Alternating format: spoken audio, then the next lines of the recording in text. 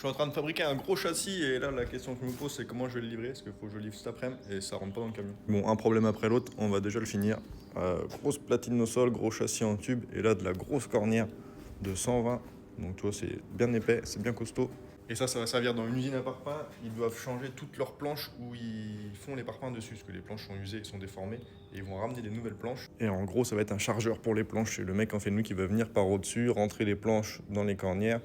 Et juste en dessous du coup nos tubes là, on va avoir le convoyeur avec des taquets qui va venir pousser les planches une par une. Donc tu as une planche qui va descendre dans le convoyeur, l'autre elle va être embutée sur le tube, et puis le convoyeur il va pousser la planche, et du coup ça va alimenter nos nouvelles planches. Donc les planches sont lourdes, elles font 40 mm d'épais, 1m30 par 1m30. Donc c'est du costaud. Et là, on va se découper des petites pièces qui vont aller au-dessus de nos cornières, qui vont faire un peu le cône pour aider le mec au Fenwick à guider et à centrer les planches pour les charger. Donc le bazar fini, ça va ressembler à ça. C'est bientôt fini, t'as vu, il y a juste les diagonales à mettre. Comme le convoyeur pousse fort dans ce sens-là, faut pas que le châssis se déforme, mais je peux pas mettre trop de renfort parce qu'on passe par-dessus le convoyeur qui existe déjà. Du coup, il y a un peu des diagonales pour renforcer. Donc comme ça pousse par là, je me retiens avec le diagonale sur le pied qui est boulonné au sol. Et là, comme on rentre les planches et qu'on recule avec le Fenwick, et ben, je mets des diagonales pour pas que ça arrache non plus le truc dans ce sens-là.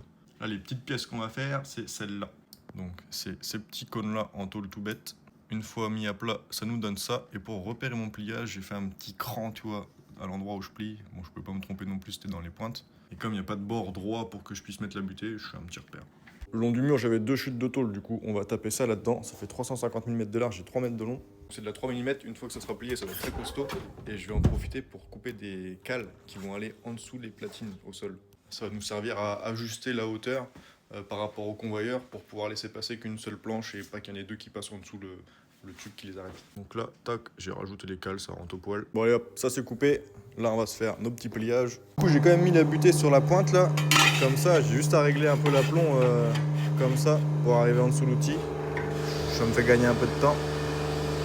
Toc. Impeccable.